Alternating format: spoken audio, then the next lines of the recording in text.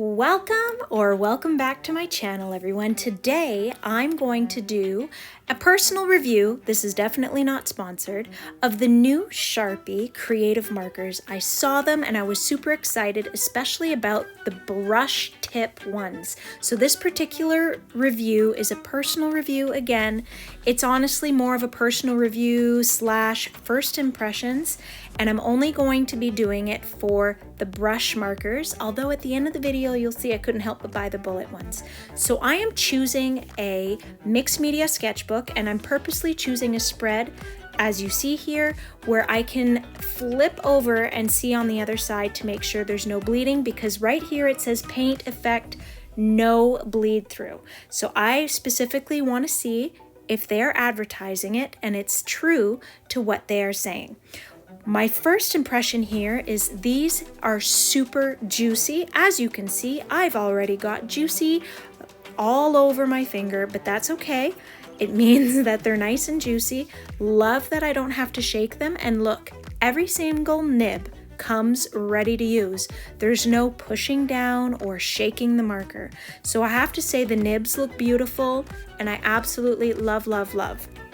Now, I am going to be comparing them to some Karin markers. I don't have a ton of Karin markers, but the brush nib looks pretty much like the Karin markers. So there will definitely be some comparison here in the video. And look, you can see they look very similar. So I want to see, are these really a good affordable option? Because Karin markers are not cheap. They're quite expensive. And just for the hey of it, I threw in my Posca. But my Posca brush pen is little separate bristles and it's not the same, but I still thought I would add it in because Posca is the paint pen that everybody pretty much knows about, and they also have this kind of new line of brush tips, but I just more want to compare the paint. So I figured a white is the best, most neutral way to go. So for starters, the 12 colors that they chose are very lovely. Now, if I'm honestly being incredibly picky and nitpicking here, I would have liked it if they added in a brown, but the gray that they put was great. So as you can see here, I just am playing with pen pressure, and so far, I didn't see anything bleed through. Mind you, I haven't given any good coloring. I've just done a little squiggle, but look, they're so juicy that it actually transferred onto the other side, but that's not the marker's fault or the sketchbook's fault. That is the user's fault. So I'm starting to squiggle along and color along, and I have to say, first impressions, incredibly juicy. Let's check on the other side. Yes, it is not leaking through. This is something that's really important to me, and I'm so happy about it.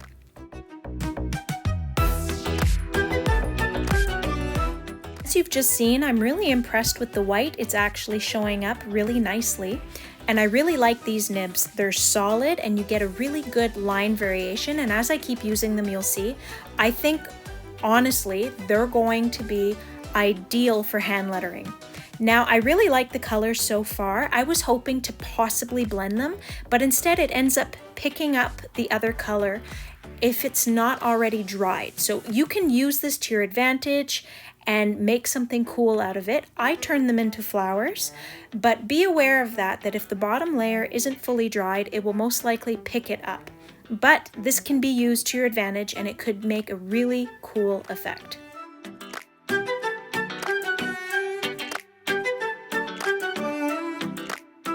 Okay, so why am I zooming in?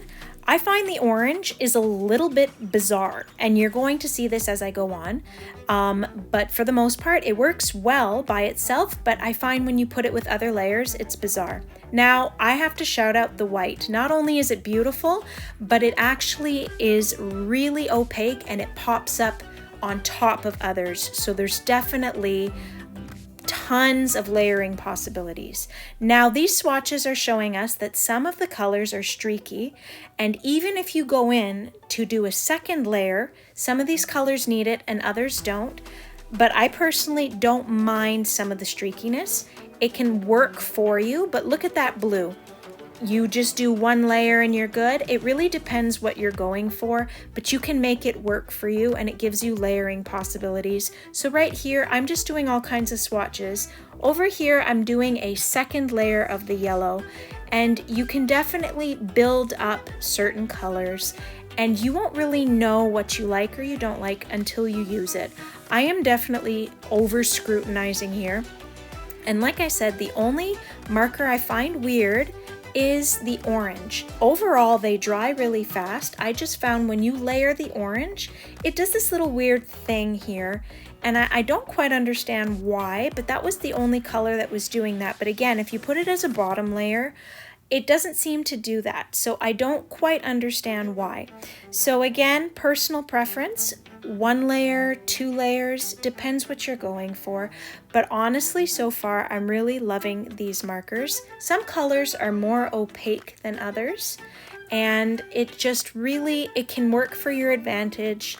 It just depends if you want something to look streaky or not, but you can layer up, definitely layer up. So what I'm going to do here is I'm going to take the equivalent of Karin markers and show you guys the difference, because a lot of you guys have seen these Karin markers in the art community, and what I'm just going to do is show you guys the creative marker versus the Karin marker. So right here, I'm working on the red, obviously, and you're going to see a difference in the color. Very noticeable difference. However, again, this can be worked to your advantage if you already have the Karin markers. Now I'm going to try other ones, and my honest final conclusion is these are a really good affordable option. But if you already have Karin markers, you can actually put these together to make something really cool, and I think they can complement each other. So I'm not sitting here trying to bash one brand. These are not supposed to be Karin markers or Posca markers. They can complement each other. Look at them, they're almost the same. There's a little color difference, and that's totally fine. So if you already have them, great. But if you're looking for something budget friendly, trust me on this, the new creative markers are so much more affordable. They're really pretty, they look almost the same, but definitely work them together to complement each other if you already have them. You'll get the same line variation, just a slightly different color.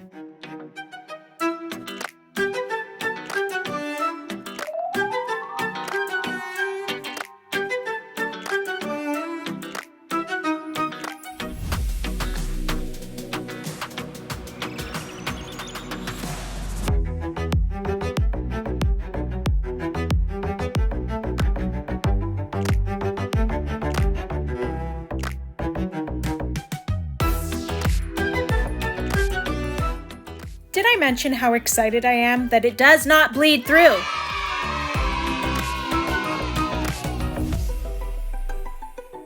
Okay, so now that I've filled up my page, I am layering here, and this is a metallic Karin marker. And as you can see, the bottom layer has completely dried up and the color is not lifting. And also, as you're seeing here, some of the Karin markers are not showing up, but I want to keep going for the purpose of this video because I personally like seeing what other artists and creatives use for materials and their first impressions, because this could help someone buy or not buy a product. Certain markers are showing up better than others, and I don't want people to feel left out, and I want people to know that there's budget-friendly options. So look at the creative marker versus the Karin marker, how opaque it is and how it is popping up. So this is letting me know when I go to use it on black paper, it's going to pop up, and it's showing me that some colors are just more potent and vibrant than others.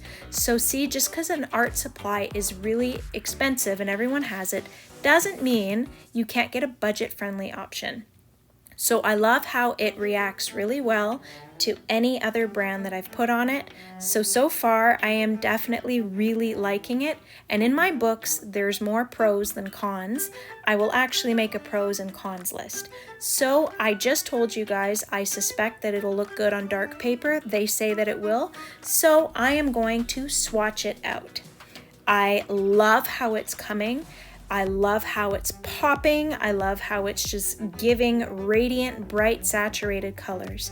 What I did is on one side, I did 2 layers, and then on the other side, I only did 1. And even just with the 1, it is still really nice.